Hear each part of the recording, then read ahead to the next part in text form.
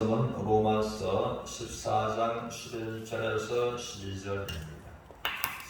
기록되었으되 주께서 이르시되 내가 사람들이 모든 무릎이 내게 꿇을 것이요 모든 혀가 하나님께 찾아가리라 하셨느니라.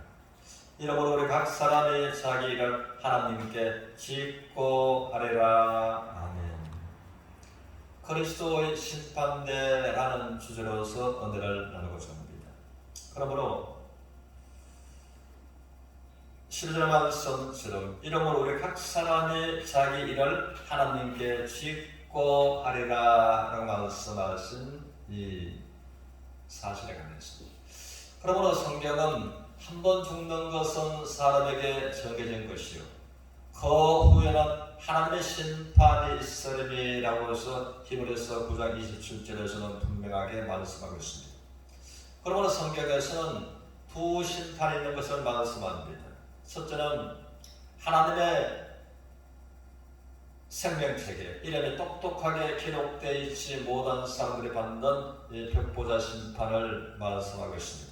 두 번째는 이 그리스도의 심판인데 구원받은 성도들이 그리스도의 심판대에서 심판을 받는다라고 말씀하십니다. 그러므로 성경적으로 보면은 이 성도들이 그리스도의 심판대의 심판이 먼저 있다라는 것입니다. 그래서 이제 각 사람이 이 그리스도 안에서도 성도들이 하나님께 우리 일들을 짓고 할 때가 온다라고 말씀하셨는데, 그러므로 성경은 전도서 11장 9절을 통해서 말씀하시기를 그러므로 너의 마음에 원하는 대로 너의 눈이 보고 원하는 대로 네가 하고 싶은 대로 무엇이든지 다 쫓아 행하라 라고 말씀하시고, 그러나 이 모든 일에 반드시 너를 심판하실 줄 알라 라고 말씀하신 이 말씀은 그리스도 안에서나 그리스도 밖에서나 모든 사람에게 반드시 자기가 선택한 그 일에 책임을 묻겠다라고 말씀을 하셨습니다. 그러므로 자유는 참 좋은 것이지만 또 자유는 책임을 묻는다는 것입니다. 그래서 하나님께서 우리를 구속하시고 난 다음에 또 내가 너를 구속하였다, 내가 너를 지명하여 부른다니 너는 내 것이라 라고 말씀하신 분명한 소유격을 말씀하시는 하나님께서 우리를 그리스도 안에 우리를 구원하시고 난 다음에 우리에게 허락된 시간, 우리에게 또 맡겨주신 재능, 또 나의 건강, 나의 재물, 모든 것들 안에서 우리 하나님께서 은혜의 분복을 우리들에게 맡기신 것에 관해서, 그러나 이것을 어떻게 관리 사용하는가에 관해서 분명한 책임을 묻고 지는 때가 있는데 이것이 그리스도의 심판대라고 하는 것입니다. 그러므로 이제 고린도후서 5장 10절을 통해서 우리가 다 반드시 그리스도의 심판대 앞에 나타나 각각 선악간에 그 행한 것을 따라서 받으려 함이라 라고서 하나님께서는 분명하게 그리스도 예수 안에서 구속함을 받은 자들이 그리스도의 심판대가 있는 것을 말씀하고 계신다는 것입니다. 그런데 우리는 11절에서 보면은 기록되었으되 주께서 이르시되 내가 사람들이 모든 무릎이 내게 꿇을 것이요 모든 혀가 하나님께 자백하리라 라고 말씀하신, 그러므로 이 엄격한 그 그리스도 심판대 앞에서 우리가 모두가 성도들의 무릎을 꿇고 우리가 행한 것에 따라서 심판받는 그 때가 온다는 것입니다. 그런데 여기에서 우리 모든 혀가 하나님께 자백하리라는 말씀에 대해서 이제 모든 것을 자백할 수밖에 없는 이 전지전능하신 주님의 심판대 앞에서, 그런데 모든 혀가 우리가 행한 일들을 빠짐없이 자백하리라는 이 말씀은 오늘을 통해서 보면 우리의 혀가 주님 앞에서 찬송하리라라고서 되어 있다는 것입니다. 정확하게는 찬미하리라, 그렇게 되어 있는데, 그래서 그리스도의 심판대는 어떤 성도에게는 심판대가 되기도 하고 어떤 성도에게는 시상대가 되기도 한다는 것입니다. 그러나 공평하신 하나님께서 내가 구원받고 주님 안에서 또 주와 복음을 위해서 내가 인내하고 내가 절제하고 또 나의 재능으로 나의 물질로 또 섬겼던 이와 같은 일들을 하면서 공평하신 하나님께서 시상대에서 또 판결하시는 이것이 합당함으로 우리의 입술이 우리의 하나님을 주님을 찬미한다라는 것입니다.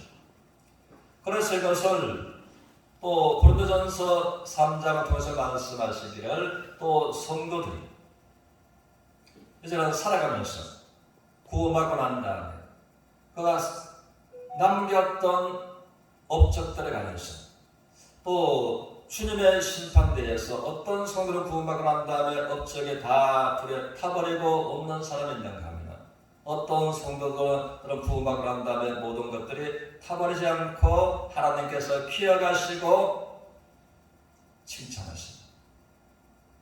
그래서 상대적으로 또 다 구원받고 난 다음에 많은 세월 동안 살았지만 하나님께서 기억하실 것이 없고 다 타버린 그들은 구원을 받았으되 불 가운데서 얻은 부끄러운 구원, 그러므로 그들에게 받을 상것과 면류관이 없으므로 상대적으로 말할 수 없는 부끄러움을 느끼는 것을 말씀하시는 것입니다.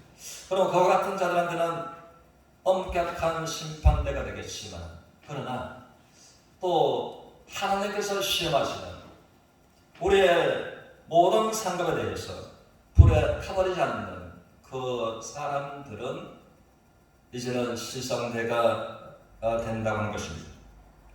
그러므로 고린도전서 6장 19절 이하에서 그러므로 너희 몸은 너희의 것이 아니라 피로 값주고 산 것이 되었습니다. 그러므로 성경은 말하기를 우리를 구원하셨을 때 우리의 영혼을 구원하셨을뿐만 아니라 우리의 영혼을 담고 있는 그릇은 이제 몸인 것입니다. 그래서 고린도후서 4장을 통해서 우리가 이 지극히 큰 보배를 질그릇에 가졌으니 그런 지극히 큰 보배는 우리 주 예수 그리스도로 말하는 것입니다. 질그릇은 우리 육체를 말하는 것입니다. 그러므로 너희 몸은 너희의 것이 아니라 피로와 값주고 산 것이 되었습니다. 그러므로 너희 몸으로 하나님께 영광을 돌리라. 그러면 누구든지 주의 성령이 너희 안에 계시면 너희가 하나님의 성전인 것을 알지 못하느냐라고서 말씀을 하시는 것입니다.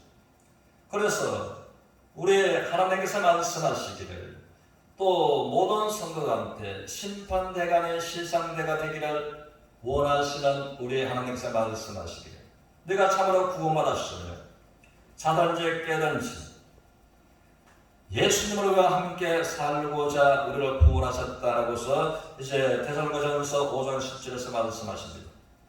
또한 고린도전서 10장 31절에서는 그러므로 우리가 먹든지 마시든지 무엇을 하든지 다 하나님의 영광을 위하여 하라라고서 성경은 말해주고 있습니다. 그러므로 이것을 또 우리가 아멘하고 받기에는 쉽지 않는 이 말씀이라는 것입니다. 너희가 먹든지 마시든지 무엇을 하든지 다 하나님의 영광을 위하여 하라. 내가 십자가로서 구원받은 것, 그 은혜는 말할 수 없이 감사하지만 먹는 것, 마시는 것, 무엇을 하든지를 다 이것을 생각하면 그 외에는 아무것도 없다는 것입니다. 그러므로 나의 지구는 아무것도 없네요. 제가 절박한 간증을 하자면 그렇습니다. 저는 또 구원받고 많은 세월이 지나면서 이 말씀에 참 부담이 되었습니다. 하나님께서 요구하시는데 마땅히 할 말은 드릴 말씀 없지만 먹는 것, 마시는 것, 무엇을 하는 것 빼면 아무것도 없는데 그러면 하나님께서 100의 100을 요구하시는 하나님이시구나. 그러나 하나님 너무하지 않습니까? 그런 때가 있었습니다. 그러나 이 말씀이 얼마나 저에게 은혜이며 얼마나 하나님의 축복인가를 하나님께서 기도 가운데 알게 하셨을 때에 저는 눈물을 흘리면서 하나님 앞에 회개했었던 때가 있었습니다. 그러면 하나님께서 우리가 먹든지 마시든지 무엇을 하든지 하나님의 영광이 우리 범사의 인생에 나타나시기를 원하시는 이것이 하나님께서 우리를 향해서 원하시는 바라시는 마음이시라고 하는 것입니다. 그러므로 우리가 사람들이 나를 볼 때 먹는 걸 통해서 마시는 걸 통해서 무엇을 하는 것에 통해서 무엇이든지 정말 저 사람에게 하나님께서 함께 하십니다. 하나님의 은혜와 능력과 영광이 함께 하시는 것을 보고 나를 통해서 하나님께 영광 돌리는 그 삶이 되기를 복주시고 은혜 베푸시기를 원하시는 하나님이시라는 것을 알았습니다. 말할 수 없이 시금도 생각할 때 눈물 흘리면서 회개했던 것을 잊을 수가 없습니다. 우리는 범사에 참으로 이것을 의식하면서 하나님의 영광 중심으로 생각하고 나갔던 한 인물을 많은 인물들이 있지만 우리가 한 인물만 잠시 생각해 보면 우리는 창세기 26장에서 그런 생활이 평범했습니다. 이 환경에 따라서 환경의 영향을 받는 생활을 하고 있었습니다. 그러나 어느 순간 하나님의 말씀을 듣고 하나님의 말씀에 합당한 반응을 보이면서 그러므로 하나님 영광 중심으로 살리라 굳게 결심하고 했을 때에 그때에 그 한 해에 하나님께서 평소보다 100배의 복을 주셨더라라고 말씀하십니다. 또 나가서 이제는 블레셋 왕도 찾아왔어. 군대 장관도 찾아왔어. 말하기를 우리가 보니까 당신을 섬기는 당신의 하나님이 당신과 분명히 함께 하심을 우리가 보았습니다. 또 범사에 축복하심을 하나님의 능력을 보았습니다. 그러므로 우리가 당신에게 어렵게 또 어려움을 주었던 것 이런 것들은 추억하지 말고 하나님의 이름으로 우리에게 이제는 보복하지 않겠다고 하는 맹세를 하자 화친하자라고서 찾아왔던 것입니다. 이것은 이제 이삭이었습니다.